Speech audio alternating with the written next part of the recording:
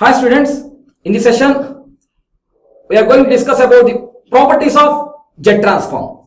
I will explain you the properties of jet transform.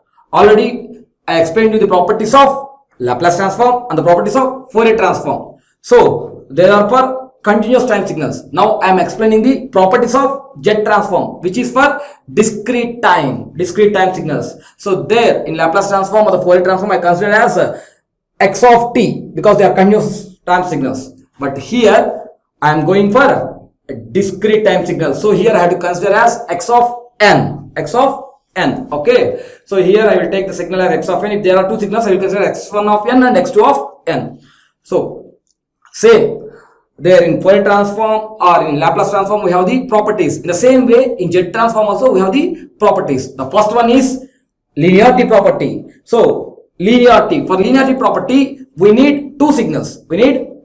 So I will consider those two signals as x1 of n and x2 of n. I will consider those two signals as x1 of n and x2 of n. So to perform the linearity property I need two signals. So I am taking that signals as x1 of n and x2 of n. If x1 of n is having a jet transform x1 of z, if x1 of n is having a jet transform x1 of z and x2 of n is having a jet transform x2 of z, so I am considering that x1 of n is having jet transform x1 of z and x2 of n is having jet transform x2 of z, then linearity property states that a into x1 of n plus b into x2 of n will have a jet transform a into x1 of z plus b into x2 of z. So simple. Here see, the first input signal x1 of n is multiplied with a constant a and the second input signal x2 of n is multiplied with a constant b.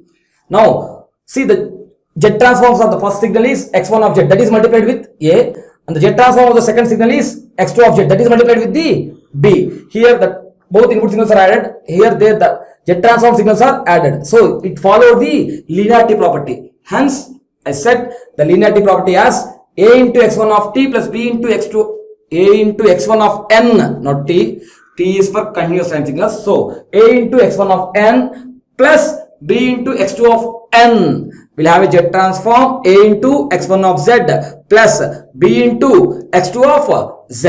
Okay, so this is about linearity property. Okay, linearity property we have two signals x1 of n and x2 of n. If x1 of n is having a jet transform x1 of z and x2 of n is having a jet transform x2 of z, then linearity property says that a into x1 of n plus b into x2 of n will have a z transform a into x1 of z plus b into x2 of z.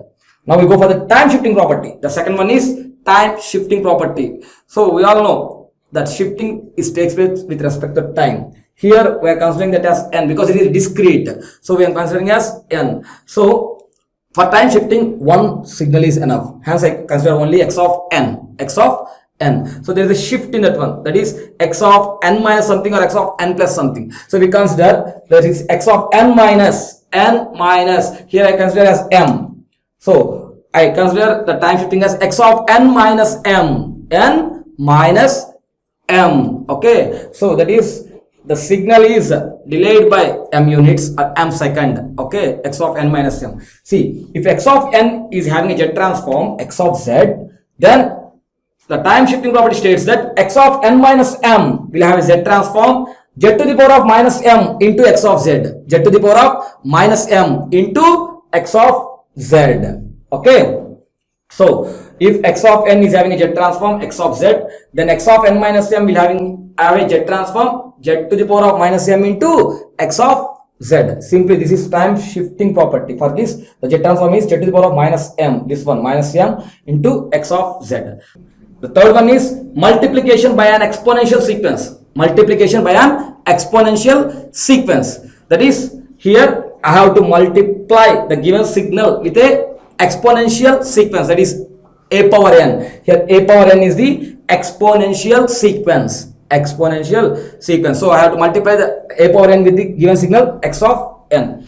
So here also I need only one signal. Why? Because I am multiplying an exponential sequence to that signal. So I am considering one signal, that is x of n. If x of n is having a jet transform capital X of z, that is x of n is having a jet transform x of z, then a power n into x of n, that is multiplication by an exponential sequence, that is a power n into x of n will have a jet transform x of z by a, x of z by a. So there is a value of a, x of z by a, simply. So if x of n is having a z transform capital X of z, then a power n into x of n will have a z transform capital X of z by a, capital X of z by a. Okay, this is multiplication by an exponential property. Next, time reversal property. So this is an easy one. If reversal, that is we have to reverse the signal. If x of n is there, we have to go for x of minus n. If you know the z transform of x of n, then what is the z transform of x of minus n is the time reversal property. So here, if x of n is the z transform of x of z, then time reversal property states that x of minus n will have a z transform of x of 1 by z, x of 1 by z. If x of n is having a transform capital X of z, then time reversal property states that x of minus n will have a transform capital X of 1 by z. Next, we go for the differentiation in z domain or multiplication by n. Both are same. That is, can be called as multiplication by n or differentiation in z domain property. That is, in z domain we go for the differentiation, or in time domain we go for the multiplication by n. Okay, so the multiplication by, that is, given signal is multiplied by n, or we perform the differentiation in z domain. So next one, the differentiation in z domain property or multiplication by n property. So if x of n having z transform capital X of z, then n into x of n, so it is multiplying the signal with n, so that is multiplication by n into x of n will have a z transform minus z into d by dz of x of z, minus z into d by dz of x of z. So this is a differentiation in z domain, hence it is nothing but differentiation in z domain property or multiplication by n property. Okay, if x of n is having a z transform x of z, then n into x of n will have a z transform minus z into d by dz of x of z.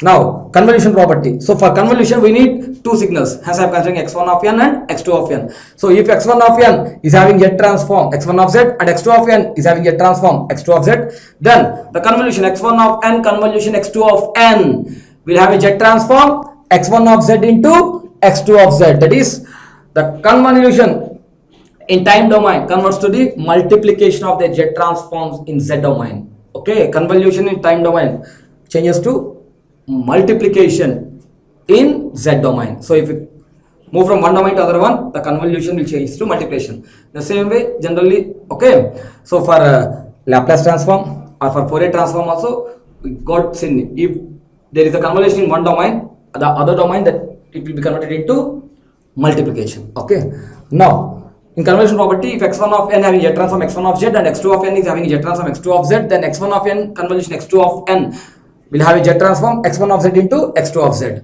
Next one, multiplication property. So multiplication, that is, here also we need two signals for multiplication. If x1 of n having z transform x1 of z, if x2 of n is having z transform x2 of z, then x1 of n into x2 of n, x1 of n into x2 of n will have a z transform 1 by 2 pi j closed contour integral x1 of v into x2 of z by v into v inverse dv. Okay, so x1 of n into x2 of n will have z transform 1 by 2 pi j closed contour integral x1 of v into x2 of z by v into v inverse dv. Okay, so this is for multiplication property. If x1 of n having z transform x1 of z and x2 of n having z transform x2 of z, then x1 of n into x2 of n will have z transform 1 by 2 pi j closed contour integral x1 of v into x2 of z by v into v inverse dv. Okay, now we go more to conjugation property. Conjugation property. So for conjugation, one signal is enough. Hence, if x of n is having a z transform x of z, then x conjugate of n, that is x star of n, will have a z transform x star of z star, x conjugate of z conjugate. Okay, if x of n is having a z transform x of z, then x star of n will have a z transform x star of z star. Okay, this is the conjugation property. Next, we go for correlation property.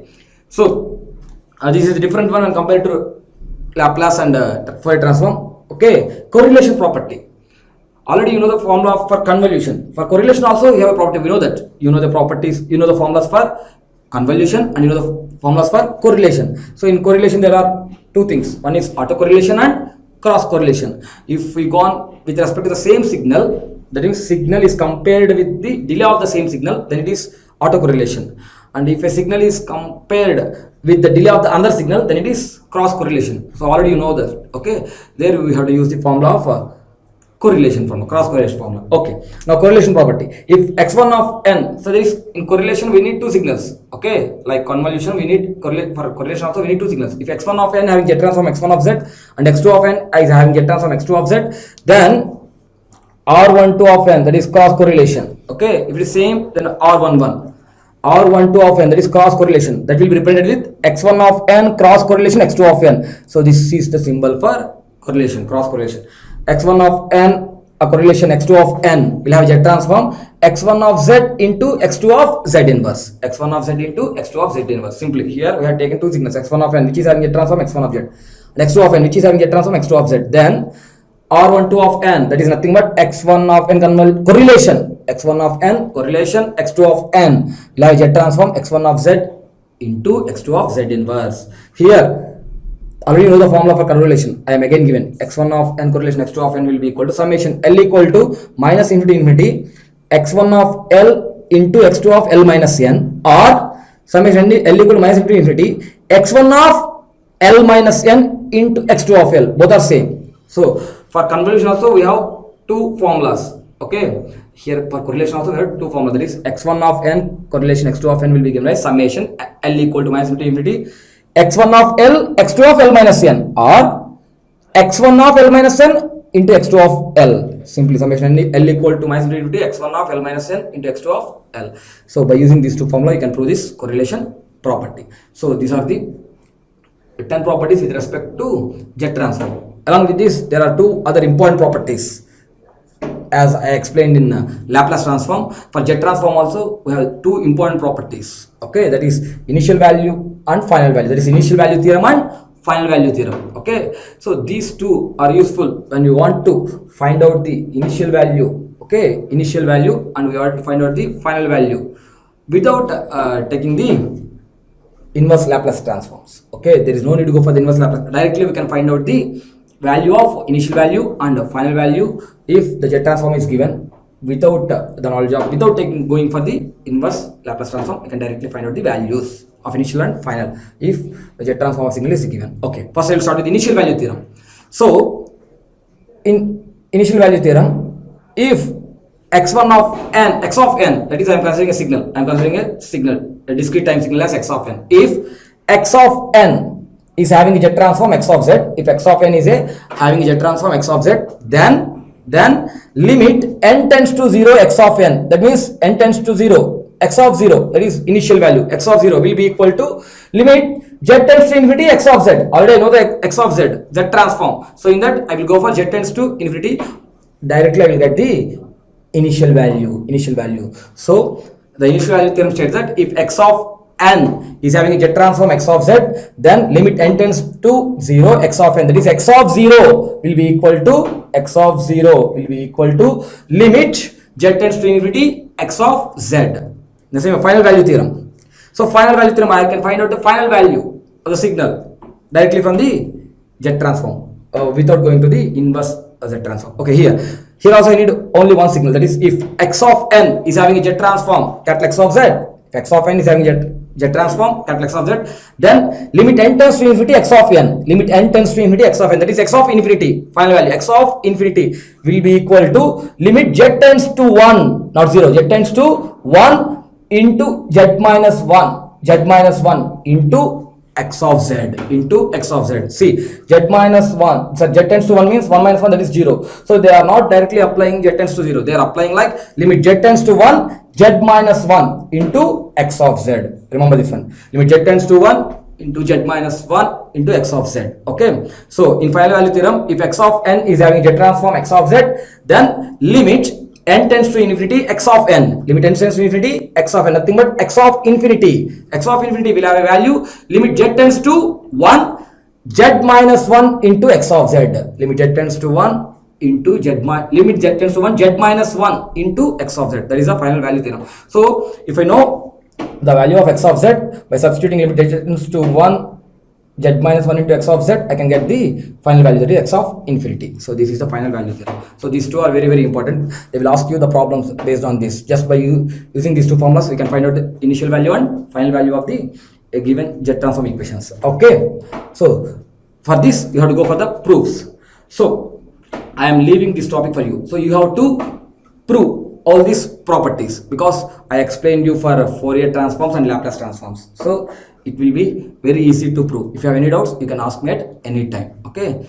And the last topic in this jet transform is distinction between Laplace transform, distinction between Laplace transform, Fourier transform, and jet transform. That is distinction between Laplace, Fourier, and jet transform. What are the differences that we noticed in Laplace, Fourier, and jet transform? First, I explained you Fourier transform, and then Laplace transform, and then jet transform. So I explained Fourier, Laplace, and jet transforms completely. So you can write the differences or can know what you know about Laplace transform. So what is Laplace transform? You have to write. What is Fourier transform? What is jet transform? And you have to write the equation for Fourier transform, equation for Laplace transform, and equation for jet transform. And for which signals Laplace transform and Fourier transform are used, and for which signals jet transform is used. So I already explained each and every topic of Fourier transform, Laplace transform, and jet transform. So you have to write the distinction between Laplace transform, Fourier transform, and jet transforms in a tabular column with 3 columns. Okay, the first column go for the Fourier transform, and second Laplace transform, and third jet transform. 3 columns. First 1, 2, 3. So give the definitions and I explained everything. So write one by one. Okay. I hope you will write the distinctions of Fourier, Laplace, and jet transform. So if you write this, we complete this unit Z transform. So with this, we completed our syllabus. Okay.